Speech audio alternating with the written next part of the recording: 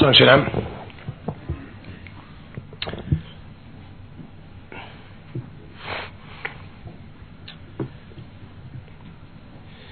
Je voudrais, avant de commencer, je voudrais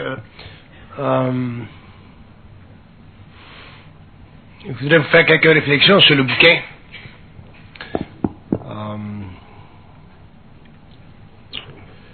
Vous savez que tous mes livres sont le produit d'une canalisation. Donc,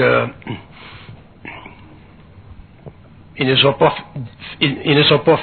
difficiles à écrire, pour moi, mais ils sont difficiles à lire. Dans ce sens qu'ils sont très opaques, ils sont très condensés. Et le prochain livre qui est dans le pipeline, comme on dit, c'est un livre qui sera dédié, je crois, à l'information de l'homme sur le sujet de l'amour. Puis j'ai l'impression que il y a deux livres qui doivent être canalisés. Il y a celui-là qui sera intitulé probablement La mythologie de l'amour, et l'autre qui sera intitulé L'âge du voleur. Je connais pas le sujet là encore. Là. Mais dans la lignée de ces livres-là, ce qui est important pour vous autres, les lecteurs, c'est de les lire avec un certain dégagement. Il ne faut pas que vous vous impliquiez trop dans la lecture. Il ne faut pas que vous vous impliquiez dans la lecture au niveau de la croyance. Faut lire ces livres-là de loin, sachant qu'éventuellement, selon votre vibration, les livres deviendront extrêmement faciles à interpréter sur le plan mental. Une fois que l'homme pourra interpréter ces livres-là sur le plan mental, il continuera à découvrir dans les chapitres d'autres niveaux d'information qui sont voilés parce qu'ils font partie de la structure psychique du mot et la façon dont les textes sont faits, établis, structurés par le plan mental nous donne à court ou à long terme une vision toujours renouvelée de ce que les plans veulent révéler ou expliquer à l'homme de la nature, de sa nature ou de la vie sur le plan matériel. Donc, le livre est intéressant, il est propre, il est sobre. C'est une continuité de la Genèse, mais dans un autre rythme. C'est un dialogue entre moi et les plans. C'est un dialogue direct entre moi et les plans.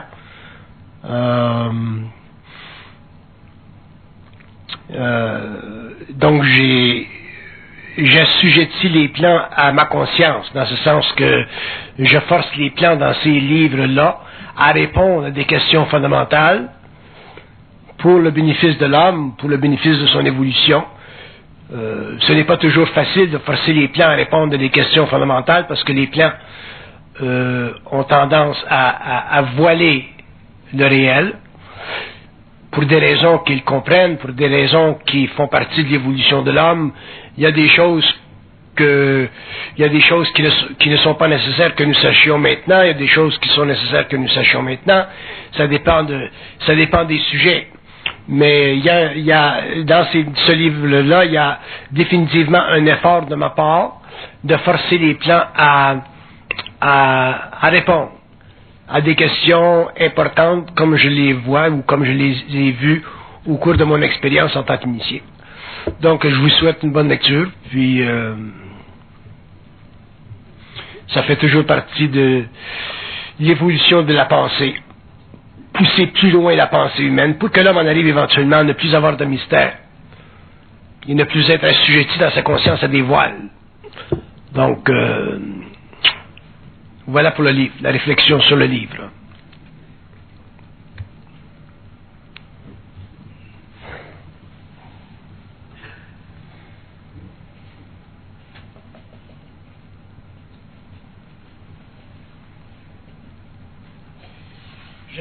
Je demandais à un ami à un ami dernièrement, comment se fait-il que l'homme ait tant de difficultés dans la vie?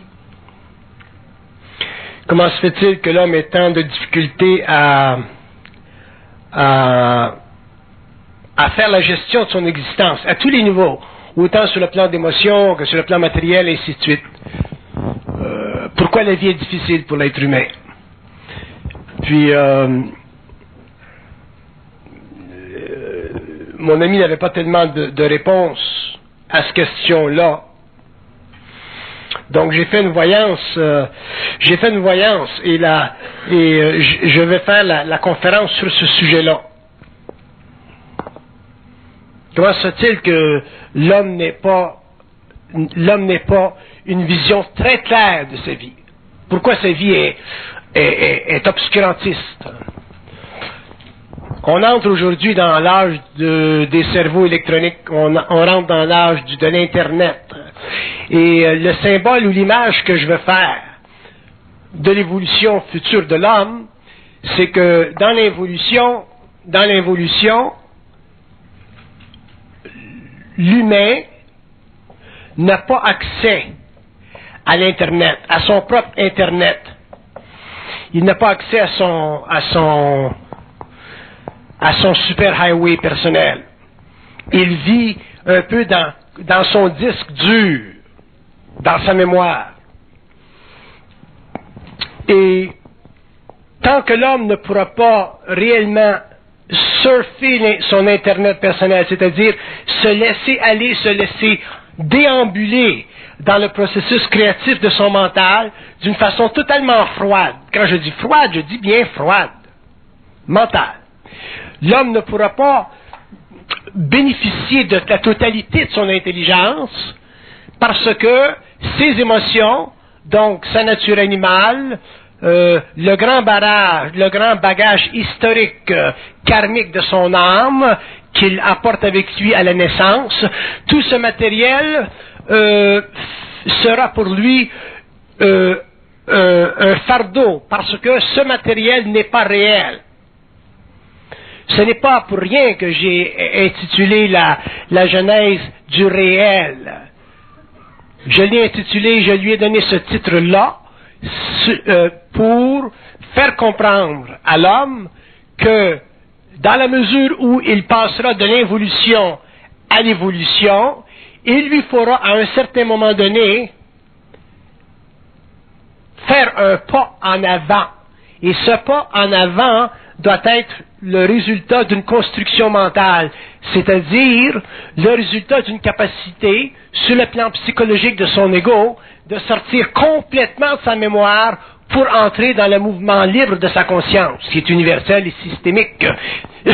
Non. Aujourd'hui, nous commençons à avoir une psychologie, une science qui se développera au cours des siècles sur ce grand phénomène humain qui mènera à l'évolution et à la fusion de l'homme. Mais l'homme doit commencer sur le plan individuel à faire des constats. Et je veux dire des constats absolus concernant la structure psychique de son moi. Sinon, il est voué et il sera voué à réfléchir son moi pendant des siècles à venir, pendant des générations, et il ne pourra jamais faire la connexion avec son propre Internet, c'est-à-dire avec cette vibration qui fait partie de la supériorité de son intelligence, non pas simplement de l'expérience mentale, mais bien de la supériorité de son intelligence. Et quand je parle de la supériorité de l'intelligence humaine, je parle de cette intelligence qui,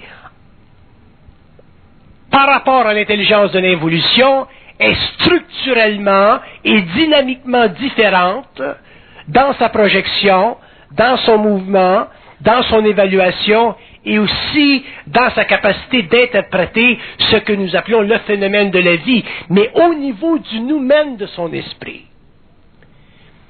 L'homme ne peut pas simplement interpréter la vie sur le plan psychologique, sur le plan phénoménal de sa psychologie personnelle. Il doit un jour passer à un stage plus éthéré de sa conscience, sur le plan nouménal de sa conscience, c'est-à-dire sur le plan totalement psychique et vibratoire de sa conscience, que j'appelle pour des fins purement explicatives et symboliques, l'Internet de son moi.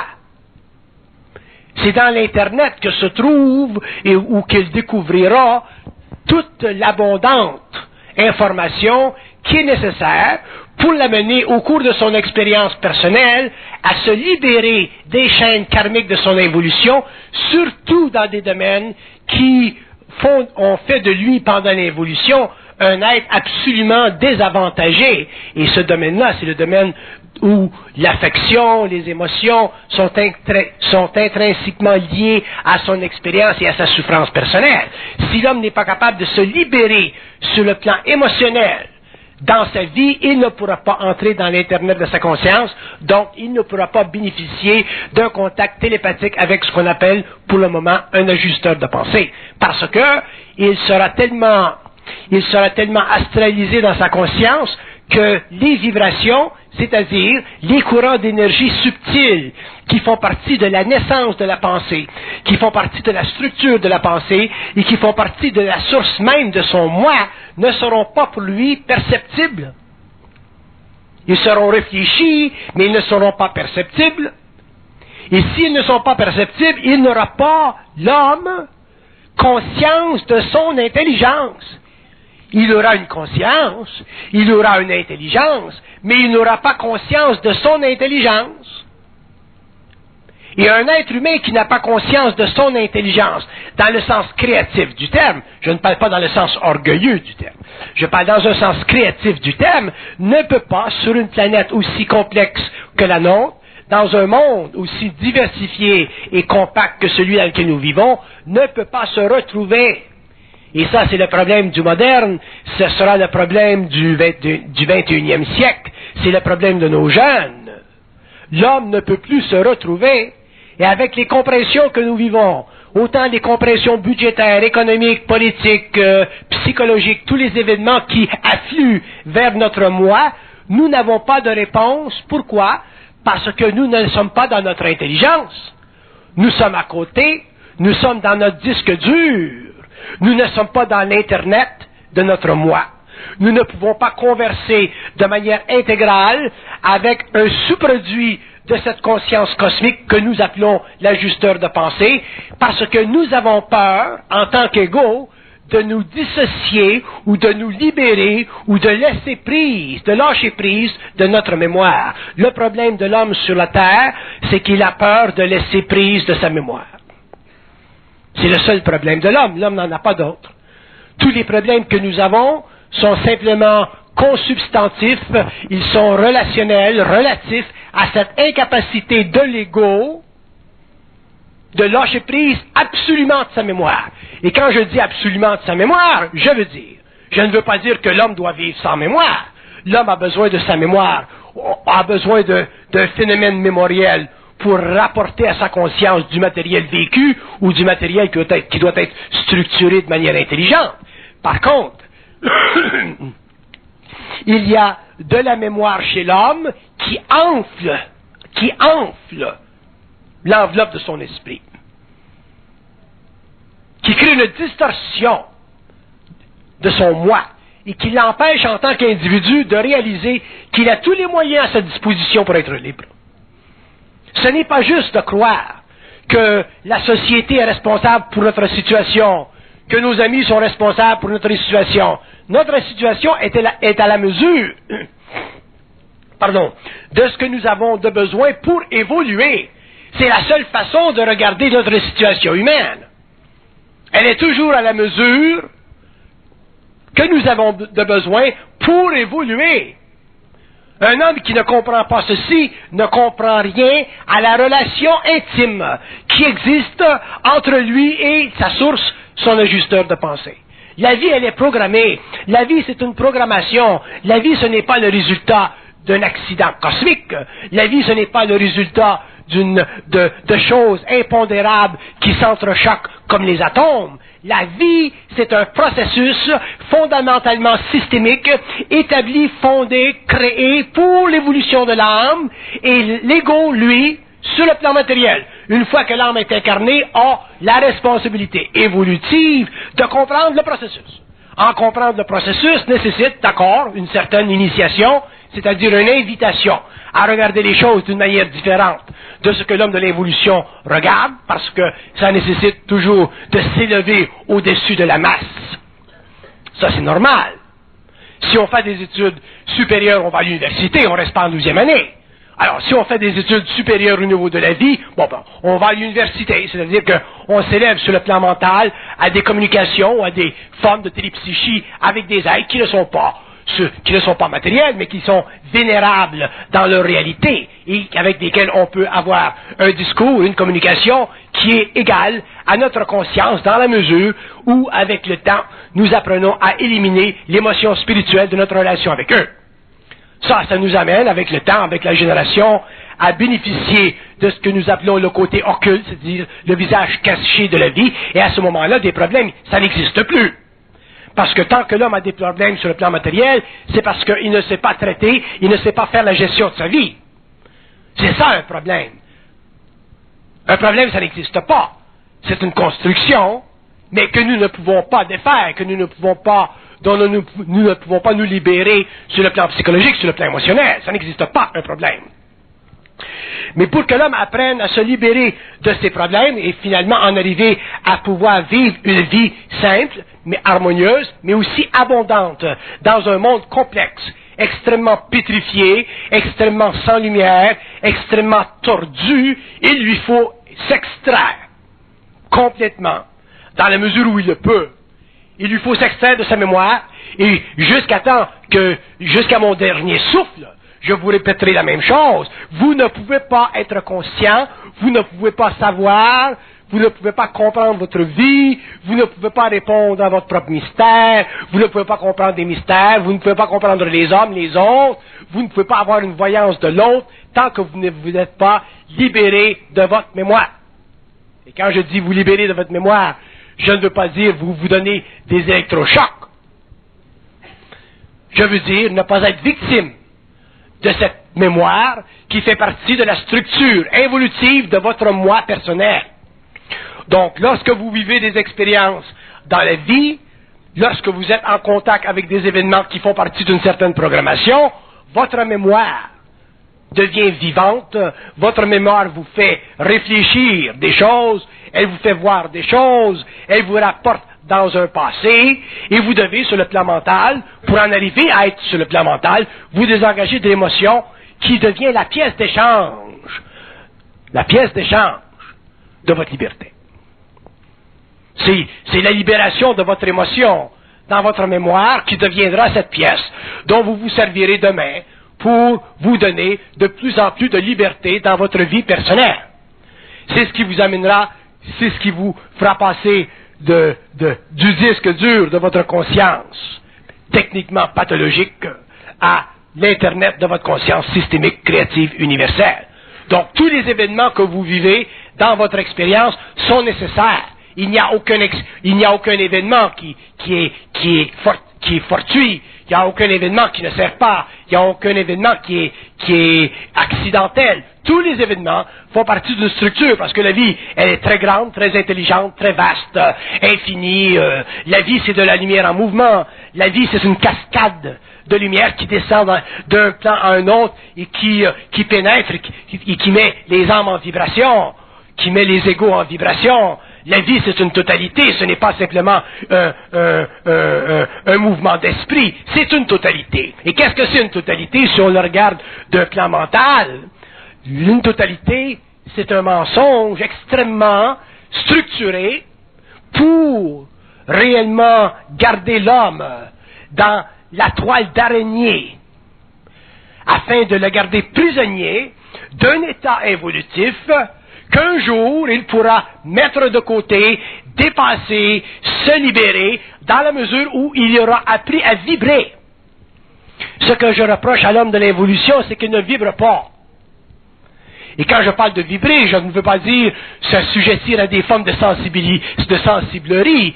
Vibrer, c'est une conscience en manifestation chez soi qui fait partie de notre réalité. Vibrer, c'est une constante universelle. Vibrer, c'est une constante universelle. Deux êtres qui vibrent comprennent la même chose. Donc, ce n'est plus une disposition psychologique, ce n'est plus simplement une qualité d'âme, vibrer. Vibrer, c'est le mouvement de notre esprit vers la matière. C'est un mouvement qui traverse l'âme, qui la met en vibration et qui peut réellement la secouer à un point où, finalement, elle sortira du disque dur de la mémoire pour entrer dans l'Internet de sa conscience, pour entrer dans ce mouvement extrêmement fluide de ce que nous appelons la lumière. Nous avons toujours considéré la lumière de manière spirituelle parce que nous avons un écran mental, nous avons une certaine forme d'imagination. Mais la lumière, c'est beaucoup plus que ce mouvement poétique d'une énergie spirituelle. La lumière, c'est une force, c'est une puissance. Elle est totalement créatrice. Elle n'a aucune origine. La lumière n'a pas d'origine. Le concept de l'origine que nous avons en ce qui concerne la lumière se situe simplement au niveau de l'ajusteur de pensée. Je vais vous dire une chose. Si l'homme n'avait pas d'ajusteur de pensée pour régler sa lumière, l'homme serait dans un sommeil éternel dont il ne pourrait pas s'éveiller, et c'était le cas, c'était la situation des âmes avant de descendre dans les plans.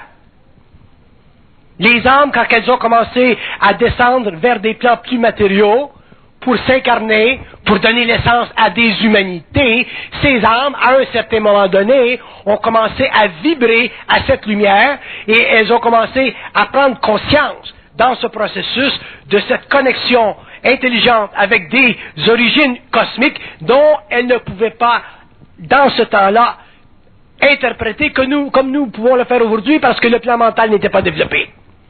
Donc les âmes étaient simplement des essences, des atmosphères qui n'avaient aucune identité.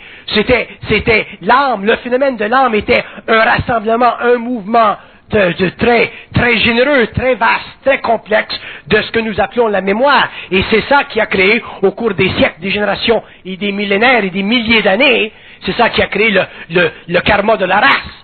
Bon, ce que j'appelle le karma de la race, pour lui donner une définition un peu plus systémique que ce que nous appelons, que ce que nous avons dans l'Orient, je vais vous donner un exemple. Le karma de la race, c'est le karma de la race, c'est la capacité chez une âme de se garder pendant un certain temps dans un sommeil profond. C'est le karma de la race. L'âme a cette capacité de dormir pendant très longtemps, d'être dans cet état zombiesque pendant très longtemps. Pourquoi l'âme a la capacité de dormir? Parce qu'elle doit être éveillée par quelqu'un pour ne plus dormir. Il faut que quelqu'un l'éveille. Mais qui est ce quelqu'un-là? Ça ne peut pas être l'ego qui lit des livres. Ça ne peut pas être l'ego qui va à l'université. Ça prend une intelligence, ça prend une autre conscience qui peut mettre l'ego en vibration, qui peut mettre l'âme en vibration, et qui peut, à un certain moment donné, lui permettre d'interpréter le phénomène de la pensée, qui a servi à créer une réflexion pendant l'évolution, pour que cette pensée devienne finalement créative, et que l'âme, à ce moment-là, puisse vibrer d'une autre manière, c'est-à-dire s'amener graduellement à briser, à rompre avec les chaînes karmiques. Une fois que l'âme a rompu avec les chaînes karmiques, nous avons ce que nous appelons naturellement, par conséquence, le phénomène de la fusion. C'est tout ce que c'est la fusion. Il y a des gens qui regardent la fusion comme si c'était quelque chose d'absolument extraordinaire. Il n'y a rien d'extraordinaire dans la fusion. La fusion, c'est l'élimination du karma de l'âme. Et ça, pour que ça se fasse, il faut que l'homme passe de la mémoire, commence à prendre conscience de son Internet, c'est-à-dire de sa source qui essaie de communiquer avec lui. Et ça, c'est tellement difficile pour l'ego. C'est pour ça que tous les événements que nous vivons, qui sont souvent traumatisants, qui sont difficiles, qui nous mettent contre le mur, qui nous donnent l'impression que nous n'avons pas de pouvoir sur la vie, qui nous donnent l'impression que nous sommes dans un courant qui est plus grand que nous. Mais ça, c'est une illusion. Il n'y a rien dans la vie qui est plus grand que soi. Rien. Mais si vous ne comprenez pas qu'il n'y a rien dans la vie qui est plus grand que vous, c'est parce que vous êtes dans votre mémoire. Sinon, si vous étiez en dehors de cette situation évolutive, vous verriez qu'il n'y a rien dans la vie qui est plus grand que vous. C'est une aberration psychologique de le croire, d'y penser. La vie, elle est parfaite. C'est la conscience de l'homme qui ne l'est pas. Mais vous renversez ça. Vous dites la vie est imparfaite, alors que la mienne, que ma conscience l'est. Et ce n'est pas le cas. C'est notre conscience qui n'est pas parfaite, alors que la vie l'est. Quand vous comprendrez ceci, vous commencerez à regarder votre mémoire, vous commencerez à regarder comment vous vibrez quand vous vivez des événements qui sont un peu difficiles à comprendre, dont vous ne comprenez pas tous les aspects, et c'est à ce moment-là que vous commencerez lentement à vous libérer de vos propres chaînes karmiques, et que vous commencerez finalement à vous identifier comme un être intelligent. Si vous n'êtes pas capable de vous identifier comme un être intelligent, c'est un signe que vous êtes déjà dans votre mémoire, parce que c'est impossible pour un être qui est quelque peu libéré de son mémoriel de ne pas vibrer à son énergie fondamentale, c'est-à-dire de ne pas prendre conscience. Même s'il ne prend pas conscience d'une manière réellement ouverte, comme certains hommes peuvent le faire, il doit prendre conscience que, à la source de son intelligence, il y a un autre plan intelligent qui constitue pour lui le début de son mouvement vers la matière, comme le début de son retour à la morosité. La vie, elle est parfaite. Mais vous avez tendance à penser qu'elle ne l'est pas. Et vous devrez, avec le temps, corriger cette perception.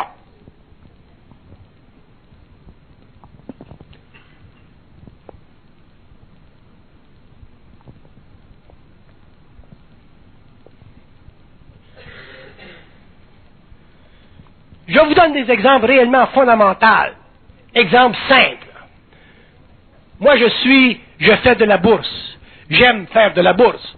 Ça me désennuie faire de la bourse. Bon. Mais, pour faire de la bourse, il y a des lois. Si vous ne faites pas de la bourse selon les lois universelles, systémiques, vous faites de la bourse selon les lois humaines, et vous vivez du stress, vous vivez de la perte, vous vivez toutes sortes d'états émotifs. Si vous pensez que vous allez faire de la bourse et que les forces occultes chez vous vont vous aider à gagner à la bourse, vous faites une erreur. Jamais les forces occultes vous aideront à gagner à la bourse. Ce n'est pas leur rôle, ce n'est pas leur fonction. Leur rôle et leur fonction, c'est de vous aider à développer une vibration qui deviendra pour vous ensuite votre outil pour faire à la bourse des mouvements qui seront intéressants. Et c'est la même chose dans n'importe quel aspect de votre vie. Il faut que vous développiez la vibration. Mais ce n'est pas la vibration, vous, qui vous intéresse à développer. C'est le gain à la bourse. Vous voulez gagner à la bourse. Alors que vous devez travailler et travailler et travailler à élever le taux vibratoire de votre conscience mentale pour qu'un jour, vous ne fassiez pas interférence avec votre processus créatif au niveau de votre émotion lorsque vous êtes à la bourse. Et à ce moment-là, vous n'aurez plus de problème à la bourse et vous pourrez travailler, si ça fait partie de votre programmation, à cette œuvre, à ce travail, qui peut être intéressant et qui peut être même créatif. Mais il y aura certainement des journées et des nuits très froides dans votre expérience.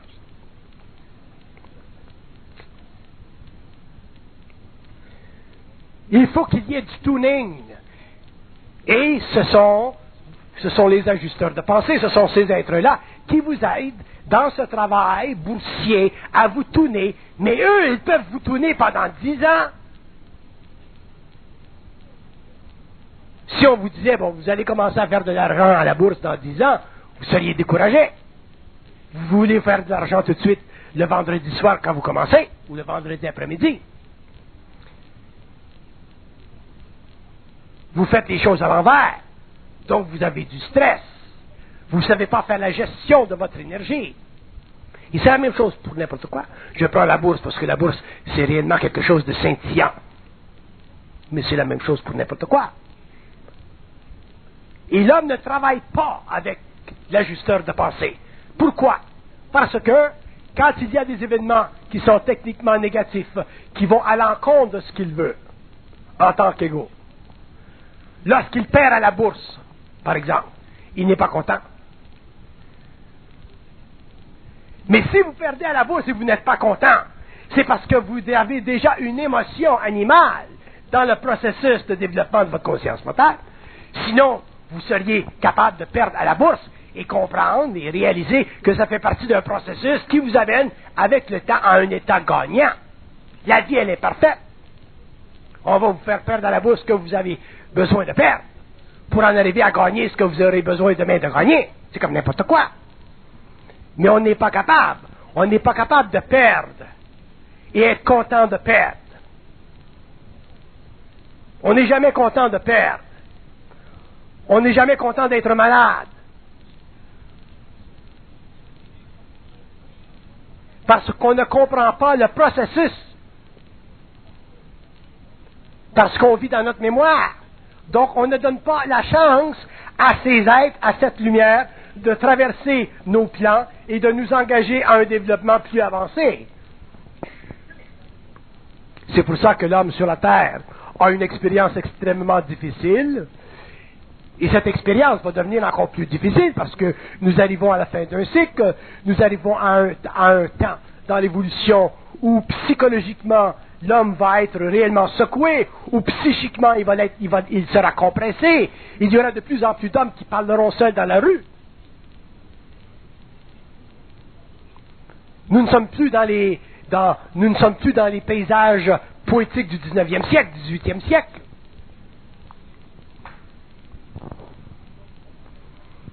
Donc l'homme a besoin aujourd'hui de réellement comprendre la relation étroite qui existe entre les événements qu'il vit et les événements dont il a besoin de vivre. Si vous ne faites pas ce lien, c'est parce que vous êtes dans la mémoire et que vous ne comprenez pas le processus, donc la gestion de votre propre énergie. Et à ce moment-là, vous allez demeurer pendant très longtemps, jusqu'à votre mort, des êtres totalement non initiés à votre propre mystère. Que votre vie aille bien un jour, ils s'organiseront pour qu'elle aille mal un autre.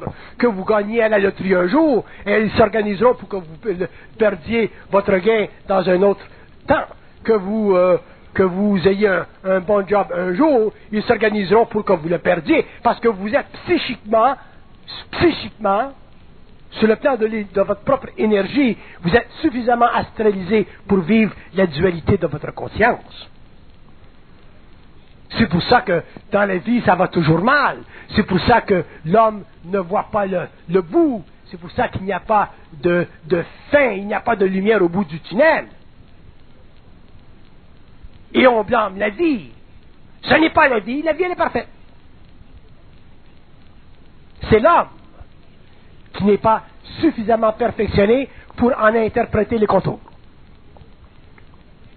Le livre que je vais écrire, la mythologie de l'amour, les femmes, vous allez en avoir, et les hommes, vous allez en avoir plein le cerveau quand vous allez lire ce livre.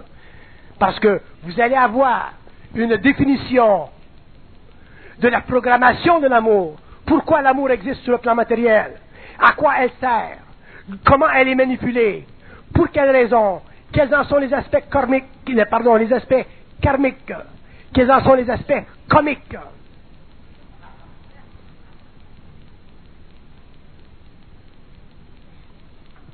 Il est évident que tous les gens ne seront pas contents de ce livre, mais tous les gens devront, un jour ou l'autre, en prendre conscience à un niveau ou à un autre, s'ils veulent réellement comprendre ce très grand mensonge. Ceci n'est pas pour dire que l'amour n'existe pas. Ceci n'est pas pour dire que l'amour réel n'existe pas. Mais ceci pour dire que l'amour se situe à différents niveaux de la conscience, dans différents mondes du mental de l'homme, et que pour son évolution, pour son expérience, il doit en comprendre des aspects s'il ne veut pas en être victime, comme nous l'avons été pendant l'évolution, surtout les femmes. Vous regardez dans le monde aujourd'hui, le nombre, combien de femmes dans le monde sont heureuses. Et regardez dans le monde entier.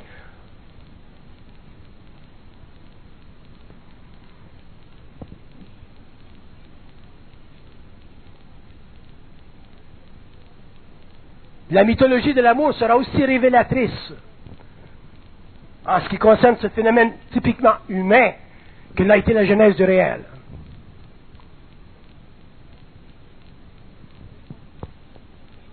Pourquoi? Parce que ça revient à la même chose.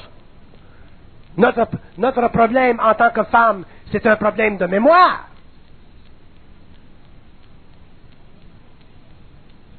Le problème de l'homme, c'est un problème de mémoire. Le problème de l'humanité, c'est un problème de mémoire. Si vous ne comprenez pas ça, vous ne comprenez rien à la structure de votre ego. Vous ne comprenez rien à la dynamique de votre moi.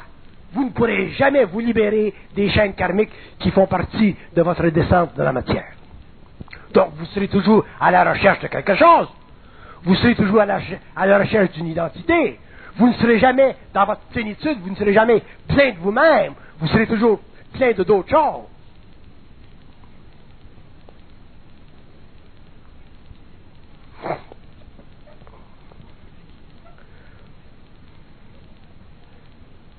Je ne demande pas, je n'ai pas d'illusion que l'homme connaisse et comprenne la vie comme je la comprends, mais je demande que l'homme comprenne la vie selon la prescription qui nous est maintenant descendue des plans. Qu'il fasse au moins l'effort.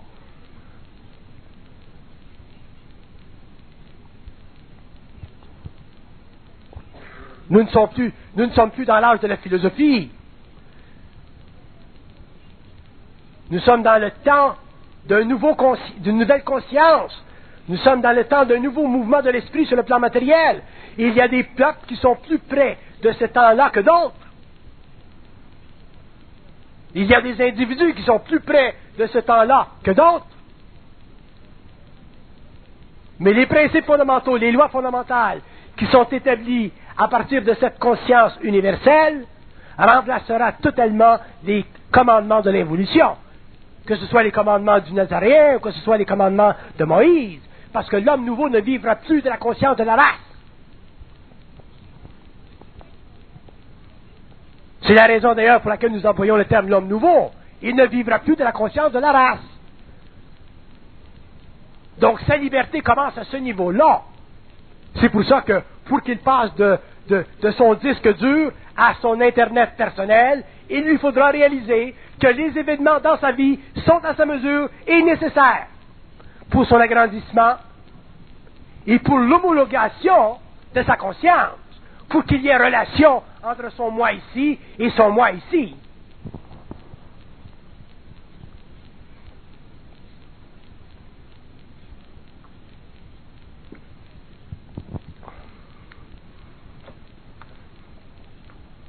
Quand ils disent l'homme doit commencer à substituer la conscience de son moi pour notre présence en lui. Il est là le truc. Il est là le nouveau phénomène humain. Substituer, comment ils ont dit? La conscience de son moi pour la présence, leur présence en lui. Bon, que l'homme trouve ça difficile, je comprends. Que ça ne fasse pas partie de ses habitudes, je comprends. Que ça le terrorise, je comprends. Mais on n'a pas à se terroriser devant la lumière. On n'a pas à se terroriser devant soi-même. On n'a pas à se terroriser devant un aspect de notre totalité qui est parfaite. Il est là le problème de l'homme. Substituer cette présence pour son moi. Ce sera son calvaire temporaire. Ce sera son initiation solaire. Ce sera la métamorphose de son moi. Et le prix à payer, ce sont les événements de nos vies qui sont à la mesure de nos existences, qui font partie de notre programmation, que les voyants, que les astrologues voient d'avance. Si nous pouvons voir d'avance, si des hommes voient d'avance, ça veut dire que tout est écrit. Il faut faire les liens. Il ne faut pas simplement accepter que, c'est bon, on a vu d'avance.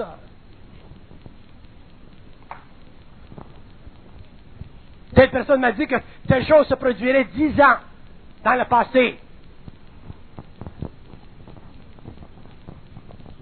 Il y a 10 ans. Et ça se produit aujourd'hui. Donc, si on voit d'avance, s'il y a des êtres qui voient d'avance, ça veut dire qu'il y a des choses qui sont connues d'avance. Et quelles sont ces choses qui sont connues d'avance? C'est votre programmation. Comprenez-le une fois pour toutes. Il faut que vous essayiez, il faut que vous arrêtiez de rêver en croyant que votre vie de tous les jours, elle est le résultat d'une surabondance de liberté. Vous n'en avez pas de liberté. L'homme n'est pas libre. Il a simplement un libre arbitre qui est une configuration psychologique de son moi pour lui permettre en tant qu'égo planétaire de croire qu'il l'est. L'homme deviendra libre quand il aura transmuté sa conscience intérieure. Là, il sera libre. Mais il ne faut pas confondre le libre arbitre avec la liberté. Le libre arbitre, c'est le plus grand mensonge que l'homme n'a jamais, qui n'a jamais été imposé à sa conscience. Le libre arbitre.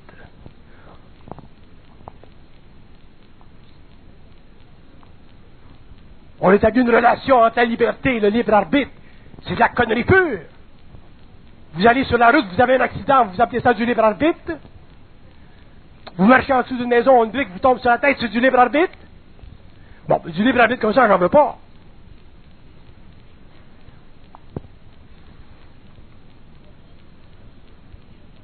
Donc on a tellement manigancé, on a tellement joué avec les mots pendant l'évolution, que dans l'évolution, l'homme sera obligé de faire éclater la forme des mots pour qu'il ne reste que la vibration. Et avec cette conscience vibratoire, cette capacité de comprendre instantanément, d'interpréter instantanément le flux et le reflux de cette énergie qui fait partie de sa conscience systémique, l'homme sera libre. Il parlera librement, il écrira librement, il comprendra librement, il comprendra l'autre, il saura l'autre librement. Donc il sera dans son Internet, au lieu d'être piégé dans la mémoire dure de son disque. Mais si vous croyez que nous allons passer de l'évolution à l'évolution sans que nous subissions le fracas dans nos vies, que nous soyons testés dans les remparts de notre inconscience, vous avez des illusions. Vous êtes mieux de prendre un avion et aller voir les riches aux Indes.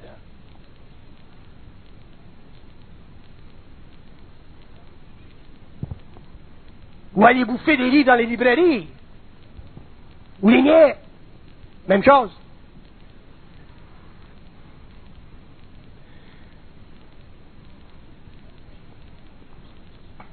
L'homme ne peut pas passer de l'involution à l'évolution sans transmutation de ses corps, donc sans avoir réalisé à un certain moment de sa vie que ce qu'il vit fait partie de son progrès.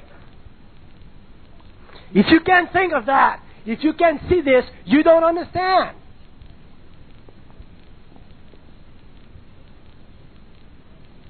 Vous êtes encore dans l'illusion du libre arbitre.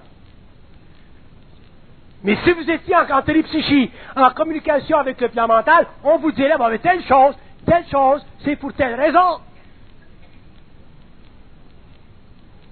Moi, j'ai été malade, ça fait 4 ans que je suis malade. J'ai passé près de la mort des dizaines de fois. Mais ma maladie, elle était importante. Ma maladie, d'ailleurs, elle était importante pour beaucoup de personnes parmi vous. Parce qu'il y a beaucoup de personnes qui ont été choquées, qui ont été mis mal à l'aise parce que j'étais malade. Parce que si Bernard de Montréal est malade, imaginez-vous nous, ce qui peut nous arriver. Hein? Ça m'a été très bien expliqué, ma maladie. Elle était très importante autant au niveau de mon public qu'elle était importante pour moi en tant qu'individu sur le plan de mon initiation physique, autant qu'elle était importante pour ma femme, ma famille, tous les gens qui sont en contact avec moi. Donc c'est une grande maladie, c'est une belle maladie. Une maladie nécessaire. Bon, elle est finie maintenant, mais quand même, elle a servi, elle a fait ce qu'elle devait faire. C'est-à-dire faire réellement trembler l'homme dans ses brancards à cause de ses émotions.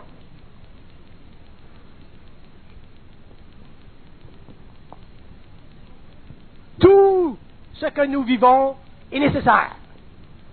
Et quand nous comprendrons ceci, à ce moment-là, nous aurons l'antidote. Si vous ne comprenez pas ceci, vous ne pouvez pas avoir l'antidote, parce que l'antidote vient d'eux.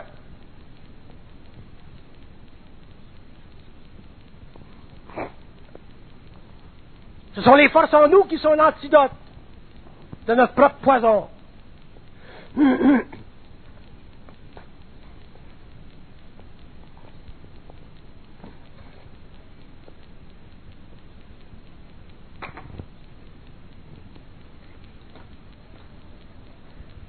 L'homme doit comprendre que la relation avec les plantes n'est pas une relation mystique. Ce n'est pas une relation mystique. Si vous avez une relation mystique avec les plantes, c'est que vous êtes des êtres qui avez une conscience spirituelle et on va vous la détruire. Nous parlons d'un nouvel âge. Nous parlons d'un âge sans religion. Nous parlons d'un âge sans spiritualité. Nous parlons d'un âge où l'homme sera intelligent. Un âge où l'homme sera en conversation avec les dieux sans être dominé par eux, comme ce fut le cas pendant l'évolution. Qu'il y en ait 200, 2000, 200 000, c'est sans importance sur une planète comme la nôtre. Mais que le phénomène existe, qu'il y ait sur la Terre une conscience supramentale, intégrale, intégrée, qu'il y ait une fusion sur la Terre. Déjà, le Soleil apparaît à travers les nuages de l'évolution. Nous parlons d'évolution. Nous ne parlons pas d'évolution, de développement, simplement de développement personnel. Nous parlons d'évolution d'une conscience. Nous parlons d'évolution de vagues de vie. Nous parlons de réorganisation psychique, astrale, mentale, morontielle des âmes en évolution dans le cosmos local. Nous parlons de visitation. Nous parlons de contact entre l'homme dans la matière avec des hommes qui sont sur d'autres plans mais visibles. Nous parlons de la reconstruction d'une civilisation mais à un niveau qui n'est plus matériel. Nous parlons de ces choses que nous voyons, que nous avons pensé, que nous avons vécu dans notre imagination mystique pendant des siècles, mais que nous n'avons pas compris parce que nous avons été assujettis aux forces qui font de nous des êtres spéciaux. L'homme est un être spécial. Non pas dans le sens qu'il est plus grand que ce qu'il devrait être, mais dans le sens qu'il sera plus grand que ce qu'il a été.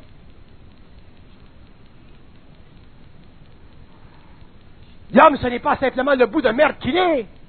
L'homme, c'est autre chose. Mais cette autre chose, cette complémentarité, cette addition, c'est le contact avec le plan mental, c'est le contact avec son Internet. Pour ça, il faut qu'il prenne en charge sa mémoire. Prenez-la en charge, votre mémoire. C'est elle qui vous ralentit dans votre évolution.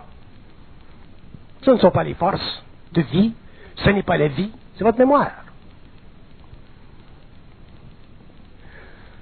Pendant des siècles, on a fait des analyses, on a étudié, on a cherché. On a voulu comprendre le phénomène humain. On a écrit des thèses. Depuis les Grecs jusqu'à aujourd'hui, sans parler des niaiseries orientales. Pour en arriver à quoi? À réaliser qu'on ne sait rien. Ce n'est pas normal que l'homme ne sache rien après des millénaires d'expérience. Ce n'est pas normal. C'est une invitation à réaliser qu'il y a quelque chose qui ne tourne pas rond chez lui. Mais nous avons de la difficulté à nous tourner de bord. Nous avons de la difficulté à faire volte-face. Nous avons de la difficulté à sortir de notre spiritualité onctueuse italienne, de notre dogmatisme irlandais, de nos connivences spirituelles chinoises, de notre voodoo haïtien, et de toutes ces choses, de tout ce théâtre que nous vivons depuis des siècles, auquel nous nous rattachons, parce que nous voulons appartenir à la mémoire de la race. Pourquoi? Pour avoir une identité. Ce n'est pas une identité que nous avons. Ce n'est pas une identité. C'est une défiguration de notre réalité que nous avons.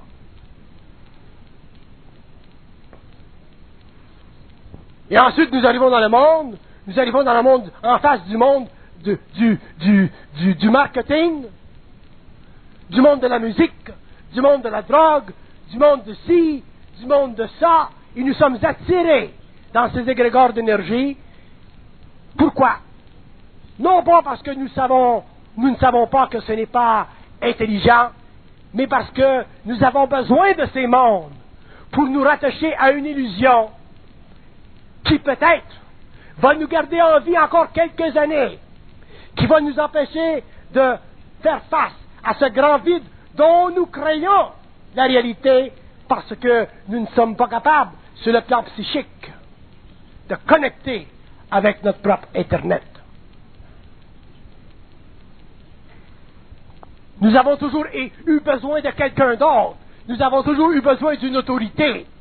Nous avons toujours eu besoin d'une mémoire raciale, philosophique, systémique, politique, idéologique. Nous avons des peuples, les Russes, les socialistes, pendant la première partie du XXe siècle, qui ont été accrochés aux mots de Marx, aux paroles de Lénine, aux paroles de Boukhanine, pour se retrouver des générations plus tard devant un échec idéologique monumental, devant des situations écologiques absolument cachées aujourd'hui, qui feraient peur à l'humanité si nous savions jusqu'à quel point il y a eu pollution des eaux en Russie, des terres dans les pays de l'Est, parce que nous n'avions pas d'identité. Nous avons fait la même chose durant le mouvement staliniste, le mouvement hitlérien. Nous avons fait la même chose avec Mussolini. Nous faisons la même chose aujourd'hui au nom du capitalisme en Occident. Nous n'avons pas d'identité.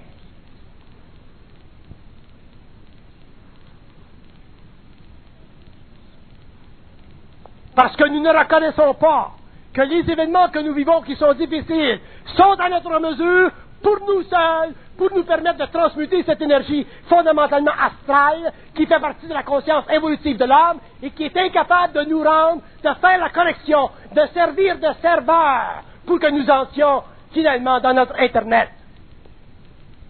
C'est pour ça que l'humanité fait dur. C'est pour ça que des individus s'en vont dans les forums voir des chanteurs. C'est pour ça que l'homme a besoin constamment d'être diversifié, d'être entertainé.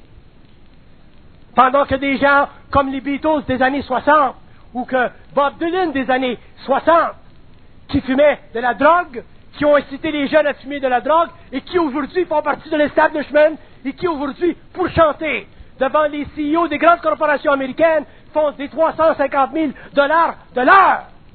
Eux autres, maintenant, font partie de l'establishment.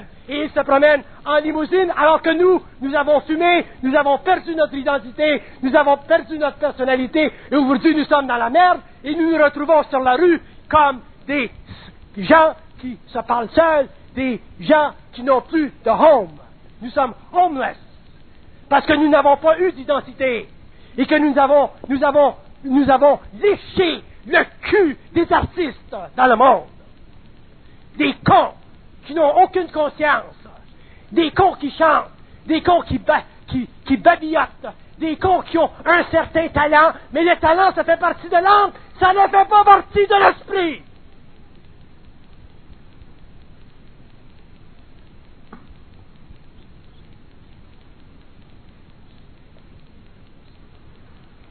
Mais, si vous n'avez pas d'identité, comment voulez-vous en arriver à ces conclusions personnelles?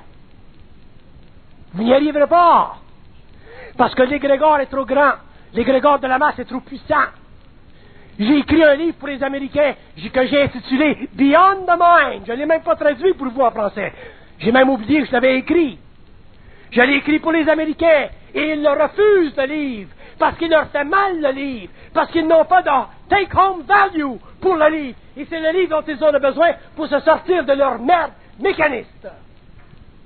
Ils le liront un jour, parce qu'un jour, ils auront besoin d'un certain médicament. Le médecin, ça ne lui fait rien si vous ne venez pas à son bureau. Il sait qu'un jour, vous aurez la grippe.